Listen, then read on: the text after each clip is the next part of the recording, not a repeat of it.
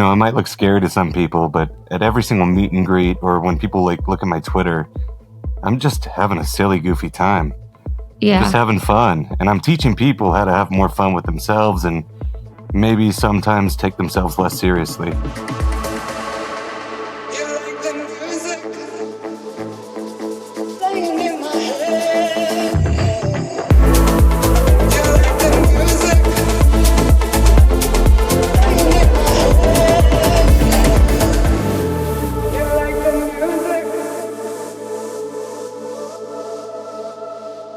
What's up, guys? Happy Thursday. Now, today's episode may come as a surprise to some of you because for the first time ever, technically, I am not interviewing a house and techno artist. I did interview Barclay Crenshaw a few months ago, but he used to be Claude Von Stroke, so that doesn't really count. But today I'm interviewing drum and bass artist REAPER. Now, I'm going to be honest, I don't know anything about drum and bass, and it's absolutely exploding in the United States right now, which just goes to show you how much there is to explore in this industry. And this conversation was so pleasant. I didn't expect it to last 45 minutes, but it was such a great conversation. I could have kept talking to him forever. And the two big themes that we cover today are, one, how you as an artist or a fan can explore and like taste test other genres. When's the right time to do that? Especially as an artist, you want to give your fans like what they know and love you for, but sometimes you want to traverse into other genres. So we talk about when's the right time to do that. And for people like me who really only listen to house and techno, he gives some great suggestions for us for like starter drum and bass. So that's super cool. And then of course the second theme, he wears a mask and it's very central to his brand identity. So we talk a lot about that. A lot of you guys are always hitting me up with branding questions. So we really dig deep into some brand identity stuff today. Super useful tips in here. I hope you guys enjoy. Before we start, to break the ice, I wanted to slip into something more comfortable. So give me 1 second, okay? All right. I thought this might be a good idea and help us break the ice a little bit. I love it. What do you think? I love it. Wait, it lights up too. Now we're on the same vibe. Oh yeah. I put this on this morning, as I do every morning. This is a mask for skincare. It's like light therapy. And my husband's like, dude, you have to wear this on the podcast. That would be hilarious. These are really good. I don't know if you can get one of these, like these panels put on the inside of your mask. You kill two birds with one stone. Play a gig and get your skincare in. Yeah, not a bad idea at all. So obviously this is like the big topic in the room, right? Your mask. I know you've been asked about it 1 billion times. But if you're going to have a mask as part of your brand, I'm assuming you are kind of prepared for that. Mm-hmm. Of course. All right. So I want to talk about it because it's not something you see too often anymore and I know you're not new to the scene, but just in this day and age of artists. Like, of course, you've got, guys like deadmau5 and Marshmello, but they've been doing that for like 20 plus years. What made you decide to pull the trigger on having a mask as part of your brand? I definitely wanted it to be something for the fans to associate my brand with. So it created brand identity. Mm-hmm. And then beyond that, it also created a little separation from just seeing like random white dude on stage to where now they see, it gives some people an opportunity to focus more on the music, which sure. That's what I really like about it. Interesting. Okay. So by having a masked identity, you're saying they're not looking so much as at me, who I am, but they're focusing more on the music. It's kind of removing one of the senses in a way. Yes, that's how I feel. And it's also just with the brand identity, it gave me a lot of opportunities to create around it. Like, for example, with my Challenger album, I built out a 3D world with the team and had like basically me as a persona in that world, which it would be very, very hard to do if I had to do facial expressions and things like that, Mm-hmm, mm-hmm. It would probably take 10,000 hours of time to properly do facial expressions. So it gave me more clearance on that sort of like brand identity and visuals. Yeah, I think that's really smart. So one thing that branding is a huge topic on this show because, as you know, if you want to make it as an artist today in any of the genres, you need to have some sort of brand identity. You need to have some sort of following built around who you are as a brand. And the advice I always give, because I am a branding consultant, that's my day job for entrepreneurs, is do something that comes easy to you and is not like a far stretch from who you are and what you like. Now, it's not to say you can't have like an alter ego, but for example, one of the artists I've interviewed on this show, like he pulls his whole brand from his love of WWE wrestling, and he pulls elements of that into how he DJs. So where like this specific mask, and I'm a big fan of like skulls, like I got skulls tattooed all over me. Would it come from like a love of like horror movies, video games? Where did that part come from? It came from sci-fi, video games, also just the tone of the music, especially where I started. It everything was very guttural. It was good adjective. The music felt like the mask belonged there. And then slowly the attitude of like how I spoke online became a little bit more goofy. But there's an irony in that where, you know, I might look scary to some people, but at every single meet and greet or when people like look at my Twitter, I'm just having a silly, goofy time. Yeah. I'm just having fun. And I'm teaching people how to have more fun with themselves and maybe sometimes take themselves less seriously. Yeah. I think that's really cool. The juxtaposition between just if I just saw you at a show versus talking to you, it adds a layer of interest. And I love that whole thing about not taking yourself too seriously. And so I'm such like a poser when it comes to horror because my favorite holiday is Halloween. And I just love everything about it. But when it comes to actually being scared, I'm like a little bitch. And talking to you reminds me of when I was a kid and I accidentally got lost in a haunted house. And I like found one of the workers' hiding places. And I just was like sobbing uncontrollably. And he actually picked me up and like took me back to my Girl Scout troop. And I just remember it like kind of broke that barrier for me. And it made me less scared. I was able to like kind of giggle and enjoy myself the rest of the night because he wasn't supposed to, but he humanized himself. Yep, that's exactly the same vibe that I've been going for. And it is very interesting how at some of the small shows, sometimes I have to walk through the crowd to get to the stage. And I'm a rather large human being. I'm like 6'5", 250 pounds almost. Yeah. And so I'm stomping through with my boots on. I'm like 6'7". I'm stomping through, and there's definitely some people that already had a pretty overwhelming night, and they're looking at me, and they're like, "Oh no!" Yeah. But then at the meet and greet after the show, everything seems to settle a little bit. Everyone gets to understand me a little bit better.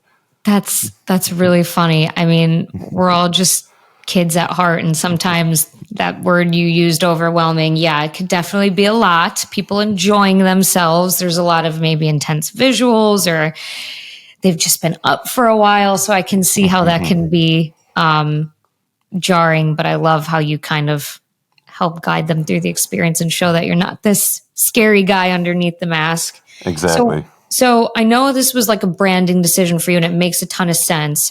Do you feel like that will ever evolve? I mean, I'm sure you know Barclay Crenshaw used to be Claude Von Stroke. He, went back to his roots permanently, so he says for now, which is bass music and his real name. Do you think that the mask will be part of your brand forever, or are you leaving it open-ended? I think there's potential for some sort of continuation of what's going on right now, but right now it's so vital for what I'm doing and with the tour, and it's really become like a mascot for me. Also, like I do certain little quirks, like I talk through my eye hole. Usually like this. As winter storms continue to push through most of North America, we are urging you to stay warm and listen to drum and bass by a fire. It's so funny. And that started as a necessity because I was lifting up the mask and talking with my mouth, but I'd get sweat in my eyes and it didn't work out that way. So I started talking through the eye hole, and eventually people just caught on and loved it. It was like every single comment on my Instagram, nonstop, every post, they're like, he talks through his eye, he talks through his eye. Yeah. Yeah, I saw that. It's so funny. Yeah, so I feel like this is going to be a staple for the project for as far as I can, tell in the future. There's potential for a continuation or growth. I'm working on other masks as well. But right now, I really love that it's kind of the heart of the identity that people see and the heart of the visuals, because also all my show visuals you can see behind me. I have all these 3D renders of the mask, like spinning around and exploding and things like that. That's pretty cool. Okay, so I'm just going to be straight up with you. I am learning more about drum and bass. What's interesting is I went from growing up on metal, like I was a metalhead, went to metal shows. Then I realized I'm just far too dainty to be at these shows, and taste change. I still love it, but I became a house head. So I'm pretty strictly house, techno. I used to like hard style as well. And so the genres have kind of been blending, and now drum and bass. I know it's been around in the United States for a long time. More people are talking about it now.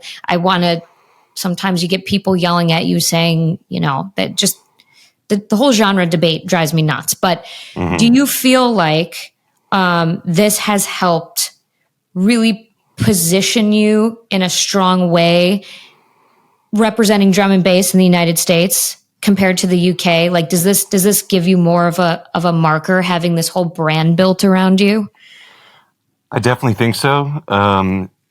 In the US, I think the culture is a lot different than the UK, because wearing the mask was kind of like considered a gimmick for most of my UK listeners. That's what I was going to ask, because I don't know. I'm ignorant on that topic. And it was hard to break through that barrier to teach them that I was genuine. And I love drum and bass. I love the roots of drum and bass. I like where it comes from. But I feel like I've built on it in a way to where now people understand where I'm coming from. And so both UK and US are both elevating at the same time. But in the US with the festival scene, like the whole mask, the bulletproof vest, everything has become like, I don't know, an object of interest, kind of like we brought up before. I saw this TikTok a while ago, and it was like festivals in the UK festivals in the UK and Europe versus festivals in the US. In the US, everybody's dressed up in all these costumes. There's just a lot more fanfare, to it, versus in the UK and Europe, they're going in regular pedestrian clothes, and there's still the visuals and stuff, but it's just different. And I think the US culture, let me know if you agree or disagree, like everyone kind of gets more involved. There's a whole, like, there's planning your outfits, there's the totems, there's like this whole thing to it where it's like an event. It's like going to an adult Disney World versus maybe people who are native to the UK and Europe are just like, oh, this is just something we do like anything else. I have a first-hand experience with that. When I went to Rampage Open Air, I played last July. Everyone's just walking around in like jean shorts and their tops, and it's just a day out for them, like a normal day out. I don't know, there's something that developed with US culture where everyone wanted to dress up. It's a little bit more extreme as far as, like you said, the totems and things go. But I've witnessed that firsthand at multiple festivals in Europe. Do you have a preference for when you're playing? Do you appreciate the people who really get into it and dress up? Because there's some artists that I talk to who are sticklers, and they're like, I just want people to show up and like be there to listen to music and fuck everything else, fuck the lights, fuck the visuals. Like, this is just supposed to be an intimate experience about music. So where do you fall on that spectrum? I just want people to show up, have a lot of fun, stay safe. That's definitely a big thing. Stay hydrated. I tell people that at meet and greets all the time. I'm like, make sure to hydrate.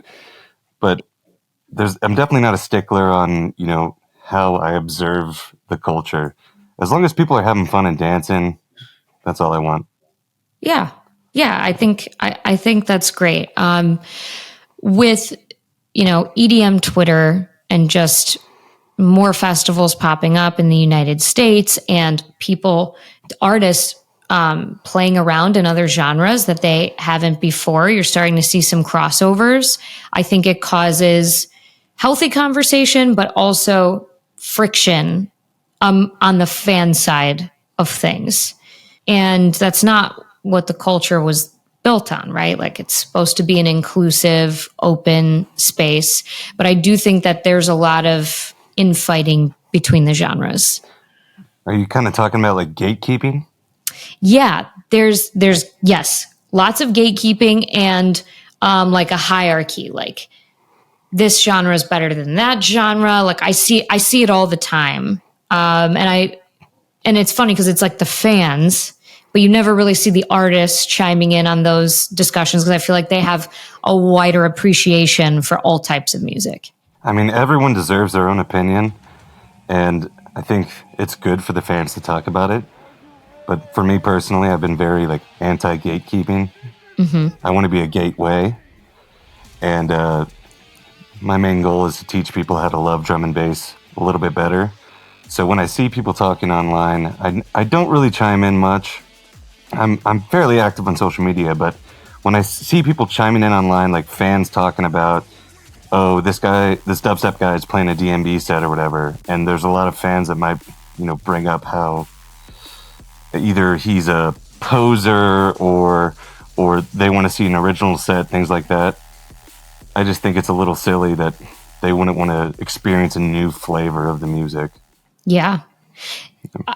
I think a lot of fans, and this word is like such a buzzword right now, the term parasocial relationship, where you feel like you have a relationship with a famous person because they're semi-accessible by being online, and like there's a potential to run into them places, like at festivals and stuff.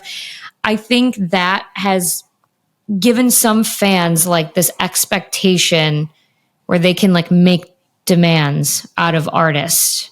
Interesting. At least that's what I've seen. Like that's what I've seen from some of the stronger language, like that, that they really want artists to do what they want them to do.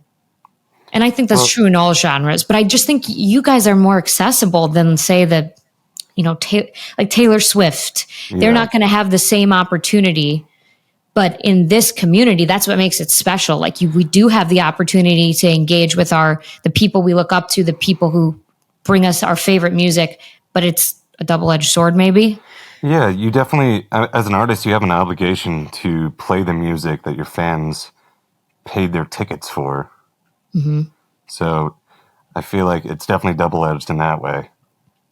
How do, because the majority of my audience is made up of producers kind of at the starting point, or like they've had some marked success in their local markets and are looking to expand. How do you, and at what point, is there a certain point that that you have built up a big enough fan base and trust with the music that you just said that they pay tickets to see? When can you start experimenting? How will you know that it's the right time? I feel like that's all just it's an experiment in itself. Like for me, when I've been on tour these so many days, if I play an after party or something, that's where I trickle in new music, new songs, and observe the reaction. Because, being a good DJ is about reading the room. And that's not just on one night. That's over like a whole entire, tour or experience. You need to continuously read the room for your whole career.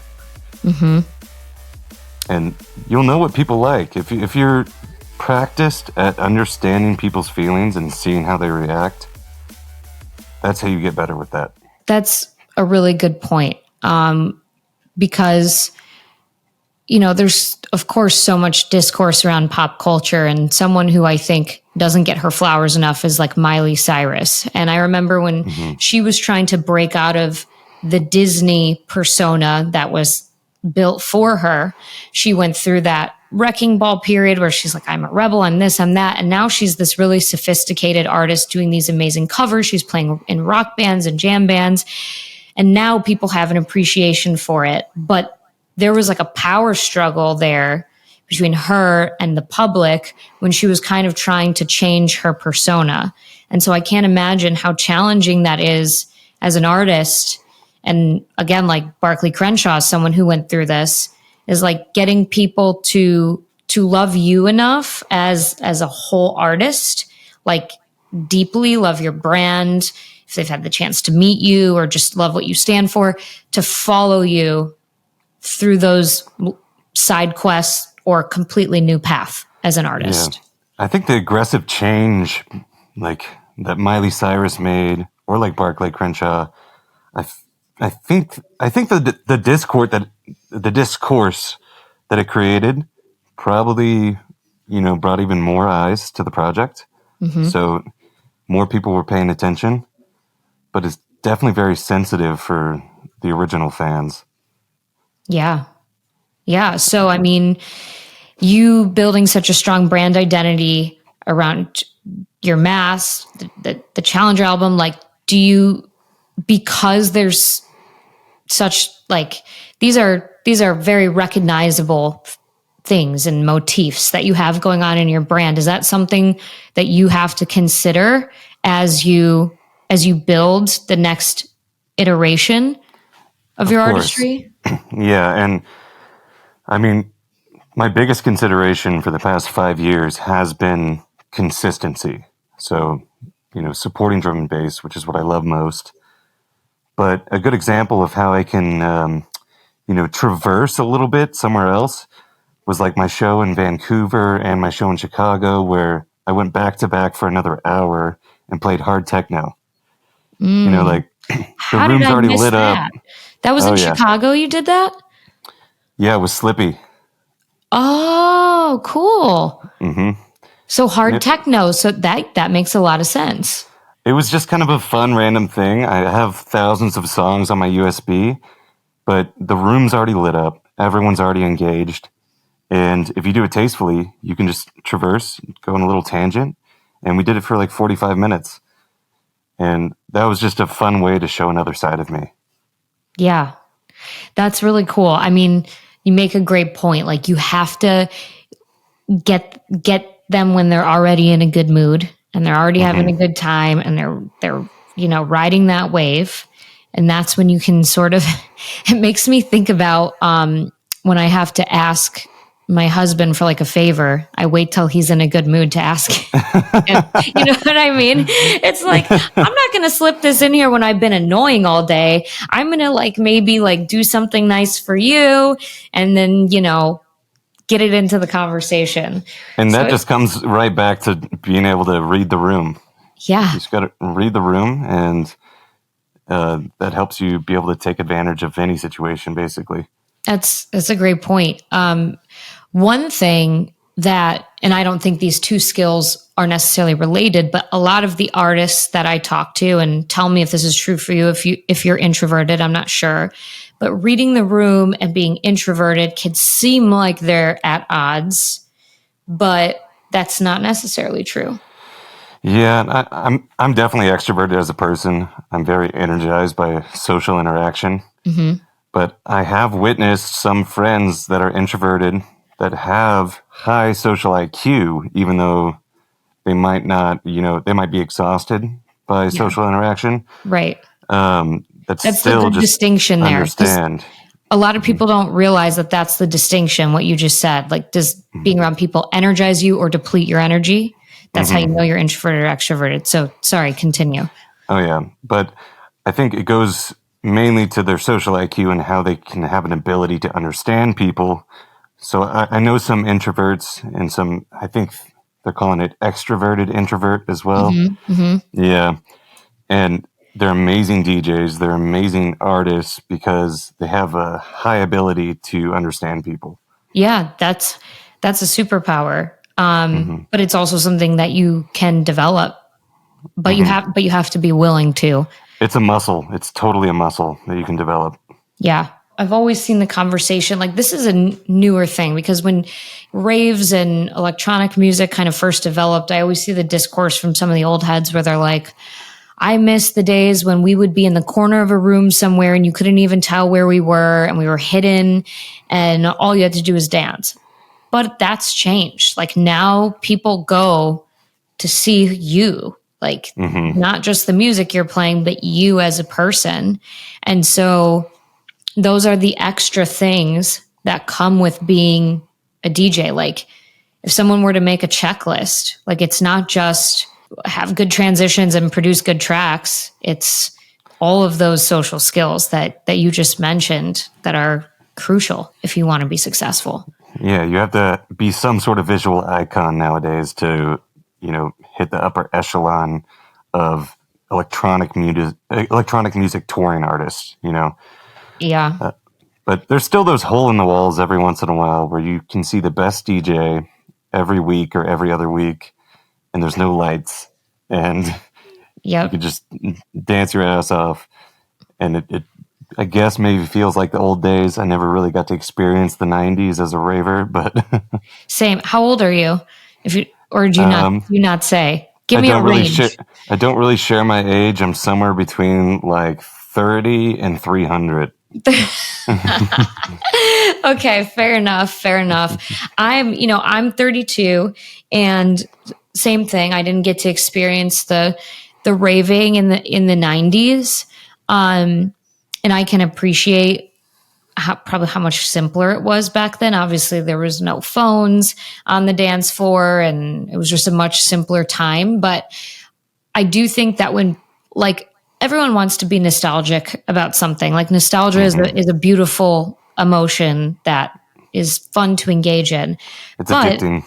It is addicting. And the culture needs to evolve. It needs to continue to evolve if it's going to be successful. We can't, that's true for any business model, right? Yeah, there needs to be progression for everything to grow. And that's been part of my thing with my shows is I want to teach, the younger kids, the younger generation, like the 18-year-olds that are going to festivals now. Like my big thing is I want to teach them how to love drum and bass more deeply. Yeah. And so a lot of my sets include, hip hop, club remixes, all sorts of different edits. Like I do a Crazy Frog edit. You know the song Crazy Frog? Yeah. Of course. Yeah. And it's a funny, silly little thing, but it lights some of the crowd on fire. Some of the people that didn't truly understand what was going on. I can see them like 20 rows back. It just like clicks for them right there.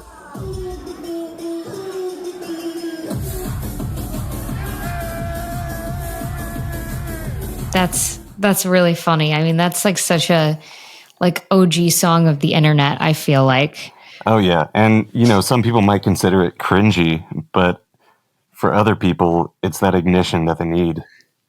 Yeah. And that's like the risk you have to take if you want to do something cool and be different.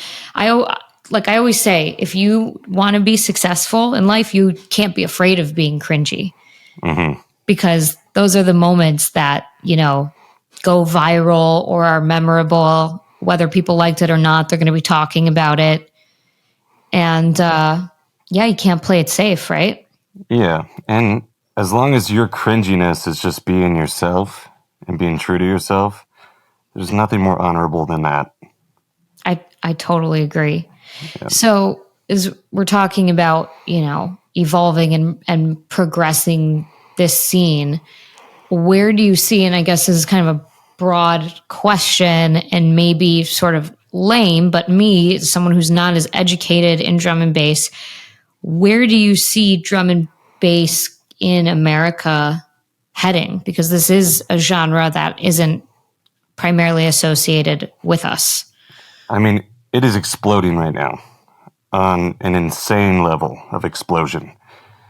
What I like to consider is maybe it's going through a renaissance of sorts because it's always been around in the U.S. It's been around for a very long time in the US, but now we're getting young people into it. There's festival stages at massive festivals that are being built around the drum and bass audience. For example, at Get Lucky, Salt Lake City, like I think it was main stage, day 2 was all drum and bass. Wow. Yeah. I don't know if it was main stage. There's 2 stages, but like for my show, they had to stop letting people in at like 9 p.m. That's got to feel good. Yeah, exactly. And so people are starting to understand it. They're starting to love it. And I can only see it going up from here because drum and bass has so many different flavors for you to appreciate. Almost, I don't know, I'd say that the subgenres of drum and bass could interest or encapsulate almost any audience. Because you have liquid, you have neurofunk, you have jump up, you have almost anything that you can dance to or learn to love. Okay, so that I have a question then. If someone, let's just say, because it's the most popular genre of house right now, tech house, someone who's a big tech house person, what subgenre of drum and bass do you think that they could appreciate? What would be like their intro to drum and bass? That's really tough. I would just throw them straight into like some Belgian jump up stuff. Belgian jump up. Okay. Well, I mean, that would not be any, like, it's not sonically similar to tech house at all, but I would just throw them in the deep end right there. Okay. Or like neurofunk, and then they can, pull back a little bit. Okay. And what about people who like progressive and like they like to be taken on a journey a little bit more with their house? Is there something? Oh yeah, so like Becky Hill is a pop artist from the UK, and she's done a lot of drum and bass records. It's very vocal heavy. It's euphoric, and they kind of call that like dance floor. It has a lot of like pop music tones in it, but liquid as well, liquid funk. There's so much you can do with it. Interesting. There's a lot to dive into. So much to dive into. I have some homework ahead of me, and of course, I've listened to your music. Do you have a song with Becky Hill, right? No, I don't, but that's on my list. But okay, you have a song with some really amazing vocals. Bella Renee? Yes, I knew it was and I was like, wow, this is really cool. The juxtaposition of her very like angelic vocals and those guttural noises you were talking about. I can really appreciate that. Yeah, and that's the whole entire Challenger album. It's very emotional, deeply vocal driven, and then goes into all the heavy basses, heavy bass line, overly distorted, stuff like that. So you get a little bit of taste of both sides of it, and it works great in a DJ set. So in that live setting, there's a lot of people that get to understand it a little bit better. Yeah, that's interesting. I am not an artist and I have no interest in people have tried to stick me in front of decks before and they're like, oh, you have a good ear. Like, I'm like, I have zero. I feel like I'm the only person in the world right now who doesn't want to learn to DJ. It takes a little bit of practice, just a little. Much respect because it's a whole thing. And so I didn't start this show because, I'm a producer and have, those same hard skills that you all do. I started this show more to dive into the whole person behind the artist because I think that gives me a deeper appreciation for the music.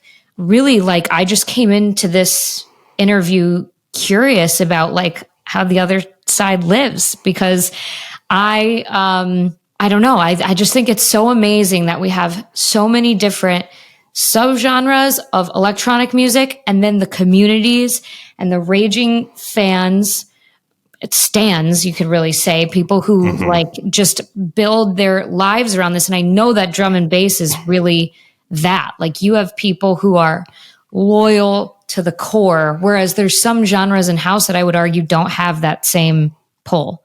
So I think that's really cool.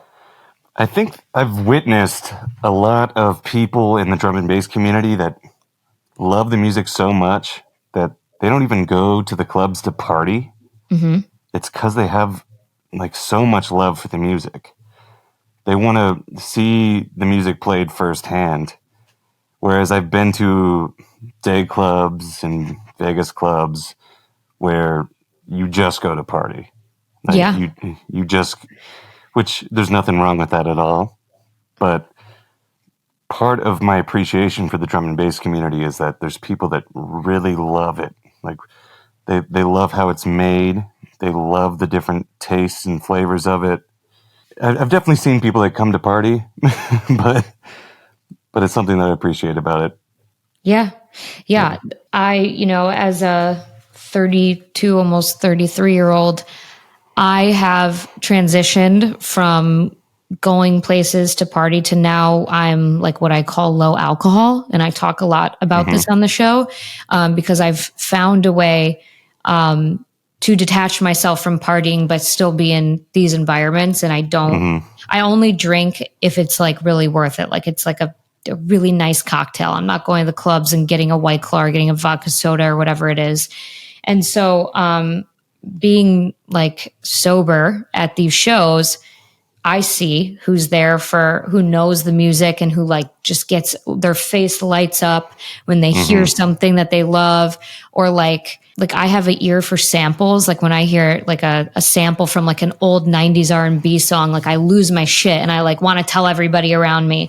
And so that's like one of the really special things about, I don't know, just electronic music in general. You have fans that are just like, they're there for the very specific right reasons. And yeah, definitely electronic music, I think gets a bad rep sometimes, especially like you said, more of those day clubs and whatever.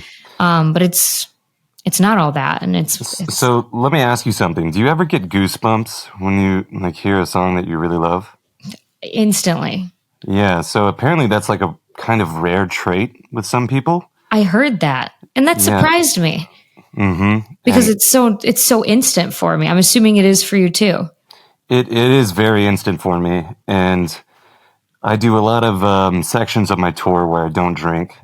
And for me, it's more just for health reasons. And so, and longevity reasons, because I'm boarding a flight, at 6 a.m. every morning. Yeah.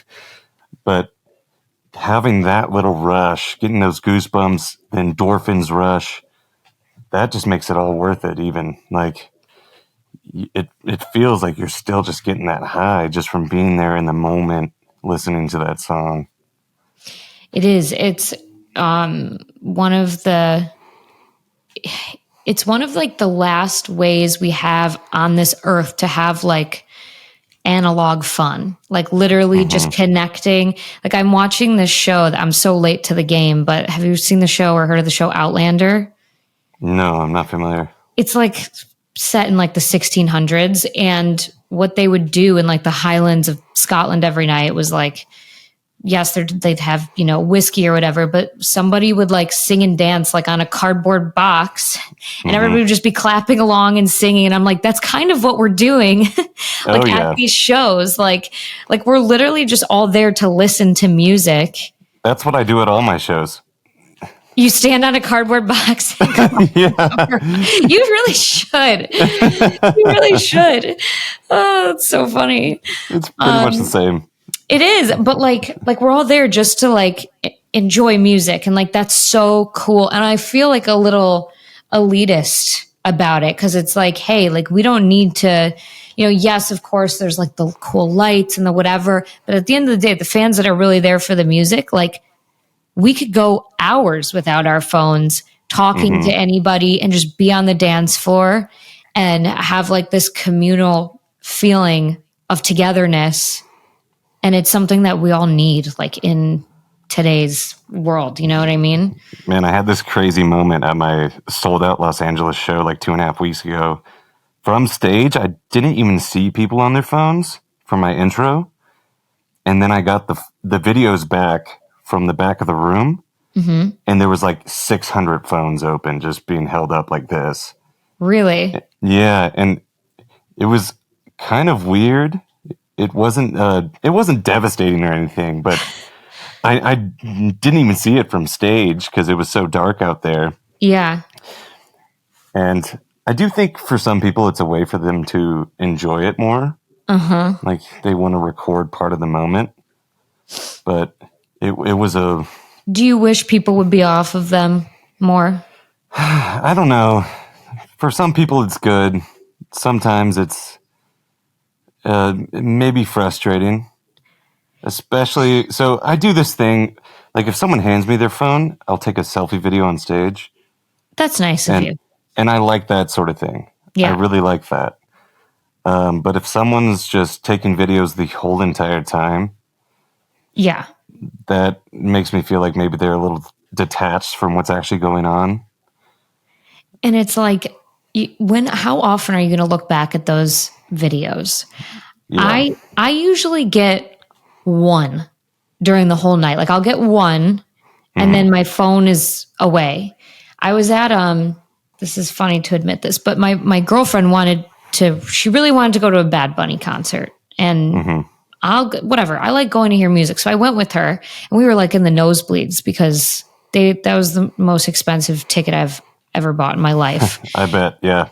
But yeah, I'm talking, we're like last row, and it was mostly like younger girls there, like Gen Z generation. And all of them just had their phones like this the whole time. They were watching, but they still had their like phones.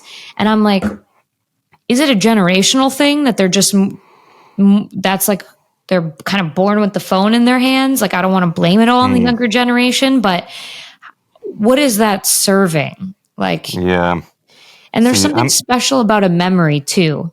Like sometimes it's just cooler to have things in your memory. Yeah, I can see that. I like taking maybe like a photo a day while I'm on tour with the whole like Apple iPhone feature where they like bring up, 3 months ago. Right. They were like, this is your July 2018 or whatever. I think that's really cute. That's fun. But when I'm at the show, if I'm going to watch someone, I'm going to be dancing on everyone. You won't even catch me with my phone out once. I'm dancing with my guy friends and my girlfriends. I just want to be in that moment. I want to get sweaty. I just want to have fun. I want to be yelling. Yep. I agree. Yeah. I agree. It's a moment of like release. You don't have to think about like your job. If you have a day job, you're there, you're with a group of people who understand you. Like you're all like-minded, it's a community. And so be in it. And I think like all artists can agree with that. I mean, it's the thing of like, oh, people posting you're there. And then there's like the social proof of, you had this kick-ass show and whatever. But in general, we can all do a better job of being more present. Yeah. There's definitely value in the social proof. Like me as an artist, I want fans to post that they were there. Right. But maybe not have it, sideways the whole entire time, filming the whole set. Right. Also, like leave an element of surprise. So, people recording your whole sets. That's why like comedians, not that, as artists, you play the same set every time like a comedian does, but comedians will put your phones in those little phone jails. Oh yeah. The lock boxes. Yeah. Yeah. Yeah. I think, and now I know like James Hype did that once. Kind of sucks that they're doing it at Space like more often when they're having like certain parties. Kind of sucks that we have to force people to do that, but I do think that that's like a cool thing to do too. Yeah, I went to a show like that and it was only a little stressful when I was like separated from my friends. Right. I was like, how do we meet back up after this? Because I might leave early, things like that. Yep. That is, but I mean, like when you have your phone, even it's like you're texting back and forth. You're like, stay left by the bar. Now I'm over here.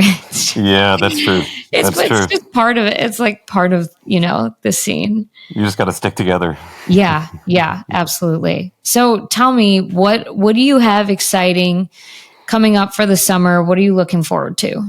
So I'm finishing up my Challenger tour right now. Got a few shows left. This weekend I get to play Red Rocks, which is awesome. Going to be huge. I'm going to be hitting Europe, Australia, New Zealand, Asia, and a bunch of other stuff that I can't announce yet. I'm also doing Beyond Wonderland Chicago and Beyond Wonderland at the Gorge. Amazing. Yep. So that's going to be really fun. That's amazing. It's just a booked up schedule and it's nice. I get to play my album everywhere and I get to make a lot of new fans, meet a lot of new people. And so far, the tour's been amazing. It's been since February. I've been touring every single weekend, and the shows have just been incredible. Good. That's amazing. Sounds like you're just really grateful for the career that you've built so far. And I mean, that gratitude is leading to, sounds like some really amazing opportunities traveling all over the world. What more could you ask for, right? Yeah, I have a pretty intense appreciation for the fans. Like, I do a meet and greet after almost every show. I think there's only 2 I didn't do over the past 22 shows since February.